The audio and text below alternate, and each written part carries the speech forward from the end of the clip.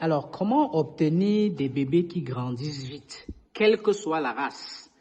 Comment obtenir des bébés lapins qui grandissent très rapidement, quelle que soit la race? C'est très simple, les gars, très simple. Lorsque votre lapine vous donne des bébés, gardez-en au trop 4. Je dis bien au trop 4. Donc, si elle vous donne 10 bébés, 14, 15 bébés, faites des adoptions et gardez tout au plus 4. Cette maman-ci, vous voyez, ces bébés sont exactement à 2 semaines. Mais les gars sont robustes.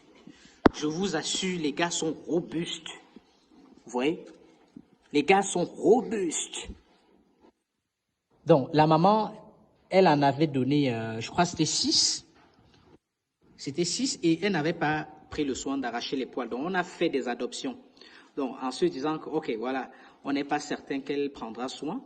Bon, mais le lendemain, quand on est revenu, elle avait arraché les poils. Vous voyez, c'est généralement, certaines femelles n'arrachent pas les poils. Elles sont un peu fatiguées, c'est-à-dire le travail va les épuiser.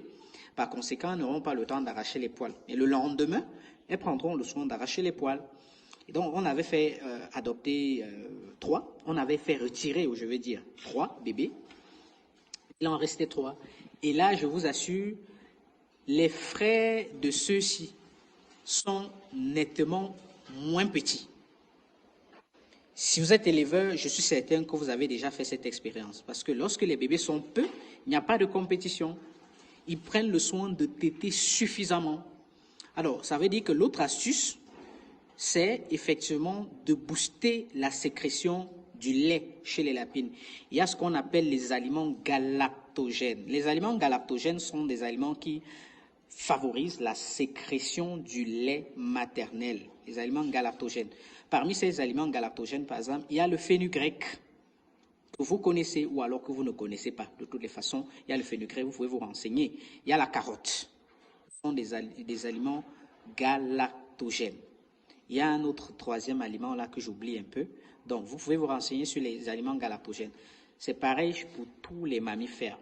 Ouais, donc, si vous boostez la sécrétion du lait et qu'il n'y a pas assez de compétition dans le nid, alors vous êtes certain d'avoir des 3 kilos de lapin à 3 mois. Vous êtes certain. Je dis bien avec n'importe quelle race.